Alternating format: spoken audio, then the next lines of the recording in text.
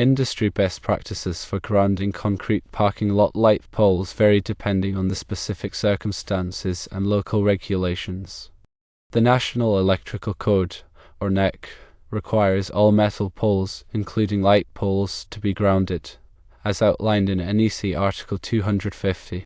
The NEC specifies that grounding electrodes can include driven or buried ground rods, reinforced concrete encased electrodes, and metal underground structures, as per NEC Article 250.52. The Institute of Electrical and Electronics Engineers, or IEEE, recommends installing a minimum of one ground rod at the base of each light pole, even if the pole is encased in concrete, according to IEEE Standard 142. The Lighting Research Center emphasizes the importance of bonding the light pole to the building's power system. Let's consider some grounding considerations. Firstly, electrical continuity is crucial.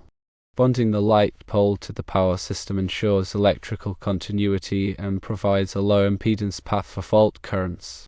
Secondly, surge protection is vital. Grounding helps protect against electrical surges and lightning strikes by providing a safe path for the energy to dissipate into the earth. Thirdly, consider the concrete base. While the concrete base may provide some level of grounding, it may not always meet the required impedance level specified in codes and standards. Fourthly, think about the additional ground rod. Installing an additional ground rod at the base of the pole can help reduce the impedance and improve the overall grounding system. Based on these considerations, the recommended practice is to firstly, bond the light pole to the building's power system, and secondly, install a ground rod at the base of the light pole, even if the pole is encased in concrete. This approach provides the most comprehensive grounding protection by ensuring electrical continuity, surge suppression, and low impedance grounding. Additional considerations should be taken into account. If local regulations or specific project requirements dictate otherwise, it is important to consult with a qualified electrical engineer. Regular maintenance and testing of the grounding system are crucial to ensure its effectiveness. Let's delve deeper into the NEC requirements. Article 250 provides comprehensive guidelines for grounding and bonding electrical systems to ensure safety. The code emphasizes the importance of creating a low impedance path for fault currents to facilitate the operation of overcurrent protective devices, such as circuit breakers and fuses. This is achieved through a combination of equipment grounding conductors and grounding electrodes. Equipment grounding conductors connect non-current carrying metal parts of electrical equipment to the grounding system, providing a path for fault currents to return to the source. Grounding electrodes, on the other hand, establish a connection to the earth, providing a reference point for the electrical system and helping to dissipate surge voltages. The NEC recognizes various types of grounding electrodes, including ground rods, ground plates, metal underground water pipes, and concrete encased electrodes, often referred to as euphograms. The selection of the appropriate grounding electrode depends on site-specific conditions and local requirements. The NEC also specifies the minimum size and installation requirements for grounding electrodes to ensure their effectiveness. For example, ground rods must be at least 8 feet long and driven into the ground to a depth of at least 8 feet. The NEC also addresses the bonding of different parts of the electrical system to ensure equipotentiality. Bonding involves connecting metal parts together to create a common electrical potential, reducing the risk of electric shock. Bonding is particularly important in areas where there is a high risk of moisture or contact with conductive surfaces, such as bathrooms and swimming pools. The NEC also provides guidelines for grounding sensitive electronic equipment to protect it from damage due to voltage surges and electrical noise. This often involves the use of dedicated grounding conductors and surge protective devices. The IEEE provides additional guidance on grounding and bonding practices through its various standards and recommended practices. IEEE Standard 142, also known as the Green Book, is a comprehensive guide to grounding and bonding of electrical systems. The Green Book covers a wide range of topics, including grounding system design, grounding electrode selection, bonding techniques, and surge protection. The IEEE also publishes other standards and recommended practices related to grounding, such as IEEE Standard 1100, recommended practice for powering and grounding sensitive electronic equipment. These standards provide detailed guidance on specific aspects of grounding and bonding, helping engineers and electricians to design and install effective grounding systems. The Lighting Research Center conducts research and provides education on various aspects of lighting, including the grounding of lighting systems. The Lighting Research Center emphasizes the importance of proper grounding for ensuring the safety and performance of lighting systems. They recommend bonding light poles to the building's power system to provide a low impedance path for fault currents and surge voltages. The Lighting Research Center also recommends installing ground rods at the base of light poles, even if the poles are encased in concrete, to provide additional grounding protection. In addition to these organizations, various other industry groups and regulatory agencies provide guidance on grounding and bonding practices. These resources can help to ensure that grounding systems are designed and installed in accordance with best practices and applicable codes and standards. When considering the grounding of concrete parking lot light poles, it is important to take into account the specific characteristics of concrete. Concrete is a porous material that can absorb moisture, which can affect its electrical conductivity. While concrete itself is not a good conductor of electricity, the reinforcing steel, or rebar, that is often embedded in concrete can provide a path for ground currents. Therefore, it is important to bond the rebar to the grounding system to ensure that it is properly grounded. The depth of the concrete encasement can also affect the effectiveness of the grounding system. A deeper encasement provides more surface area for contact with the earth, which can improve the grounding performance.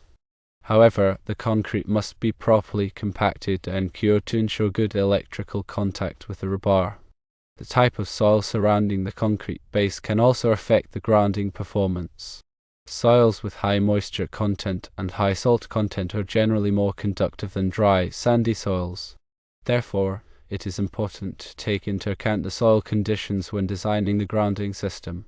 In some cases, it may be necessary to install additional ground rods or other grounding electrodes to achieve the required grounding impedance.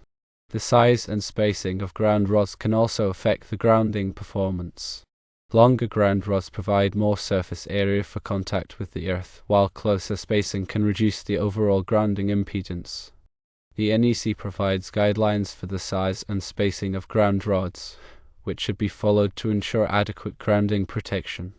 In addition to ground rods, other types of grounding electrodes can be used for concrete parking lot light poles. Concrete encased electrodes, or UFA grounds, are commonly used in new construction. These electrodes consist of a length of bare copper conductor that is embedded in the concrete foundation of the building. UFA grounds provide a very effective grounding connection, as they have a large surface area in contact with the earth. Metal underground water pipes can also be used as grounding electrodes, provided that they are in direct contact with the earth for at least 10 feet. However, the use of metal underground water pipes as grounding electrodes is subject to certain restrictions and may not be permitted in all jurisdictions. When installing grounding electrodes, it is important to follow proper installation techniques to ensure their effectiveness. Ground rods should be driven into the ground vertically to their full depth, unless rock bottom is encountered. The top of the ground rod should be buried below the surface of the ground to protect it from damage and corrosion. Connections to grounding electrodes should be made with approved connectors and should be protected from corrosion. The grounding system should be tested regularly to ensure its effectiveness. Grounding impedance testing can be performed to measure the resistance of the grounding system to earth. This test can help to identify any problems with the grounding system, such as corroded connections or broken ground rods. The grounding system should be inspected visually on a regular basis to check for any signs of damage or corrosion. Any damaged or corroded component should be replaced promptly to maintain the effectiveness of the grounding system.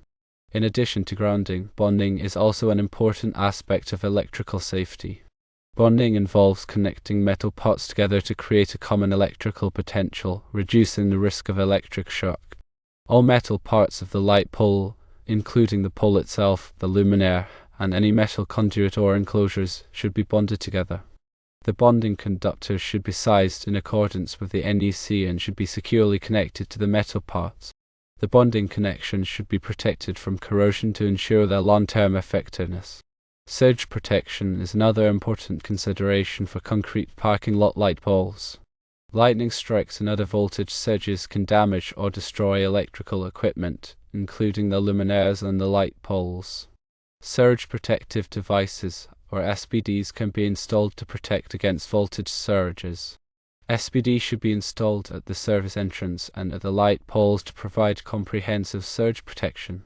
SPD should be selected based on the voltage and current requirements of the lighting system. SPD should be installed in accordance with the manufacturer's instructions and should be tested regularly to ensure their effectiveness.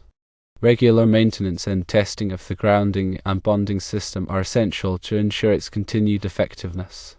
The grounding impedance should be tested at least annually or more frequently if required by local regulations.